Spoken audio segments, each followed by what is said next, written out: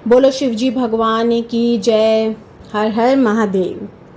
पितृपक्ष में आने वाली सर्वपितृ अमावस्या का विशेष महत्व माना गया है, जिसे महालय अमावस्या और महालय विसर्जन भी के नाम से भी जाना जाता है।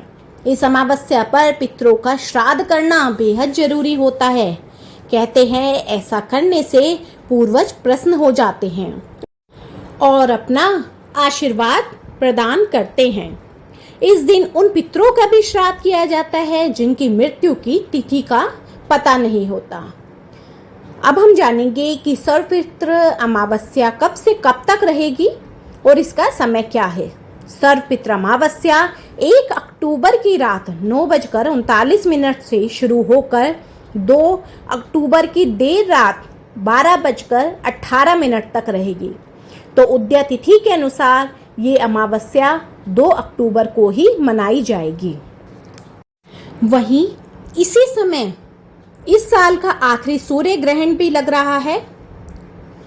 तो जो सूर्य ग्रहण का आरंभ है वो होगा 1 अक्टूबर की रात में 9:40 पर और इसकी जो समाप्ति होगी वो होगी 2 अक्टूबर के मध्य रात्रि को 3:17 पर। परंतु सर्वपितृ अमावस्या पर लग रहे इस सूर्य ग्रहण का प्रभाव भारत में नहीं है, क्योंकि भारत में यह सूर्य ग्रहण अदृश्य रहने वाला है। साथ ही 2 अक्टूबर सुबह होने से पहले ही सूर्य ग्रहण समाप्त हो जाएगा। भारत में ग्रहण अदृश्य होने के कारण इसका सूतक काल भी मान्य नहीं होगा। ऐसे में आप इस दिन आराम से श्राद्ध कर्म के कार्य कर सकते हैं। शास्त्रों में कहा गया है कि जब सूर्य कन्या राशि में प्रवेश करता है तो पितर पूर्वज अपने पुत्र पौत्र के यहाँ निश्चित रूप से आते हैं। विशेषकर अश्विन मास की अमावस्या के दिन वह दरवाजे पर आकर बैठ जाते हैं।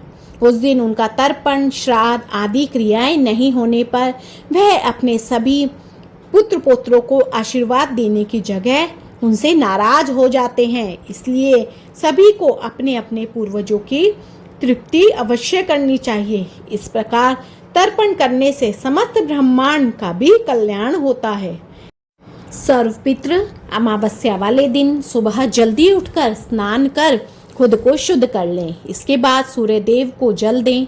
फिर पूरी खीर सब्जी आदि भोजन तैयार करें। ध्यान रखें इस दिन बिना लहसुन और प्याज का ही भोजन बनता है।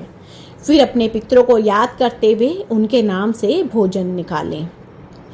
वैसे सबके घरों में सबके परिवारों में अपनी मान्यताएं होती हैं। तो किसी की यहाँ मान्यता होती है कि 16 पत्ते निकाले जाते हैं, यानी कि 16 पूरियाँ निकाली जाएंगी और उन 16 पूरी के ऊपर थोड़ी थोड़ी सब्जी थोड़ी थोड़ी खीर रखी जाएंगी और वो 16 पत्तों के ऊपर वो पूरियाँ रखी जाती हैं। फिर उसको मिंसा जाता है दक्षिणा रख के और फिर इन पत्तों को पीपल के पेड़ के नीचे अपने पितरों के निमित्त रख दिया जाता है। यह उन पूरे 16 दिनों के लिए होता है जो श्राद्ध के पूरे 16 दिन होते हैं। और इसके साथ ही एक अन्य अलग से थाली निकाली जाती है जो कि ब्राह्मण को दी जाती है और इस थाली में दक्षिणा अवश्य रखें और इसको भी मिनसे बिना यह थाली हमारे पितरों को, यह भोजन हमारे पितरों को प्राप्त नहीं होता है। और यह अवश्य ध्यान रखें कि इन पूरे दिनों में गाय कुत्ते और कौवे को भोजन जरूर कराना चाहिए। इस दिन हरे चारे का दान भी जरूर करना चाहिए। सर्वपितृ अमावस्या के दिन पीपल के पेड़ के नीचे दीपक जरूर जलाएं। कहते हैं इस दिन पेड़ में सभी देवी देवताओं का वास होता है, पितरों का वास होता है। इस अमावस्या पर पवित्र नदी जलाशय या कुंड में स्नान जरूर करना चाहिए। अगर ऐसा करना संभव नहीं है तो घर पर ही नहाने के पानी में गंगा जल मिला करके स्नान करें। इसके अलावा इस दिन पितरों के नाम पर दान जरूर करें और शाम के समय सरसों के तेल का दीपक जला करके दक्षिण दिशा में रखें और वह होगा पितरों के नाम का दीपक। तो वह आप 2 और 5 7 अपने हिसाब से, अपनी श्रद्धा के हिसाब से रख सकते हैं। अब हम करेंगे सर्वपितृ अमावस्या की कथा।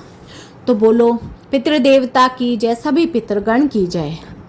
एक बार अक्षोदा 1000 वर्ष तक तपस्या कर रही थी और जिससे प्रसन्न होकर देवताओं के पितृगण अग्निश्वात और बहिर्ष्पद अपने अन्य पितृगण अमावसु के साथ अक्षोदा को वरदान देने के लिए आश्विन अमावस्या के दिन उपस्थित हुए और उन्होंने अक्षोदा से कहा कि हे पुत्री, हम सभी तुम्हारी तपस्या से बहुत प्रसन्न हुए, इसलिए तुम जो चाहो वर मांग सकती हो। परंतु अक्षोदा ने अपने पितरों की तरफ ध्यान न देते हुए अति तेजस्वी पितृ अमावसु की तरफ ही देखती रही। पितरों के बार बार पूछने पर भी उसने कहा कि हे भगवान, आप मुझे क्या सचमुच कोई वरदान देना चाहते हैं? अक्षोदा के यह वचन सुनकर तेजस्वी पितृ अमावसु ने कहा कि हे पुत्री, हाँ सचमुच हम तुम्हें वरदान देना चाहते हैं। तुम निसंकोच कोई भी वरदान मांग सकती हो। तब अक्षोदा ने कहा कि हे भगवान जी, आप मुझे अगर वरदान देना चाहते हो तो मैं तत्क्षण आपके साथ रमण कर आनंद लेना चाहती हूँ।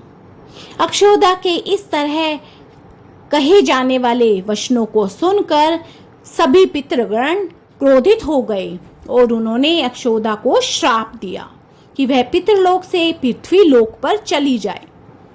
पितरों के इस तरह शाप देने पर अक्षोदा अपने पितरों के पैरों में गिरकर रोने लगी। सब पितरों को उसके ऊपर अब तरस आ गया और उन्होंने कहा कि तुम पतित योनि में श्राप मिलने के कारण मत्स्य कन्या के रूप में जन्म लोगे। तथा पितरों ने उसे आगे कहा कि तुम्हें महर्षि पराशर भगवान ब्रह्मा जी के वंशज पति के रूप में प्राप्त होंगे। तुम्हारे गर्भ से भगवान व्यास जन्म लेंगे। इसके उपरांत भी अन्य दिव्य वंशों में जन्म लेते हुए तुम श्राप मुक्त होकर पुनः पितृलोक में वापस आ जाओगी। पितरों के इस तरह कहे जाने पर अक्षोदा शांत हो गई। अमावसु के ब्रह्मचर्य और धैर्य की सभी पितरों ने सराहना की एवं वरदान दिया कि यह अमावस की तिथि अमावसु के नाम से जानी जाएगी। जो प्राणी किसी भी दिन श्राद्ध न कर पाए वह केवल अमावस के दिन श्राद्ध तर्पण करके सभी बीते 14 दिनों का पुण्य प्राप्त करते हुए अपने पितरों को तृप्त कर सकते हैं। तभी से प्रत्येक माह की अमावस्या तिथि को सर्वाधिक महत्व दिया जाता है और यह तिथि सर्वपितृ श्राद्ध के रूप में मनाई जाती है। उसी पाप के प्रायश्चित हेतु कालांतर में यही अक्षोदा महर्षि पराशर की पत्नी एवं वेदव्यास की माता सत्यवती बनी थी।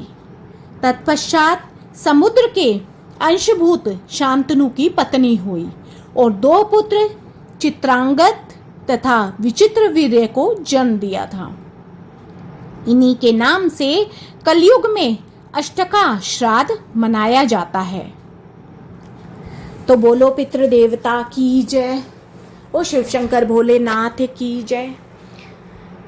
तो फ्रेंड्स, आपको ये मेरी वीडियो यूज़फुल लगी है तो मेरी वीडियो को ज़्यादा से ज़्यादा लाइक, शेयर एंड सब्सक्राइब कीजिए एंड न्यू वीडियोस के लिए बेल आइकन ज़रूर दबा दीजिए ताकि न्यू वीडियोस का नोटिफिकेशन आपको ऑन टाइम मिलता रहे। बोलो जय शिव शंकर, हर हर महादेव। बोलो पितृदेवता की जय।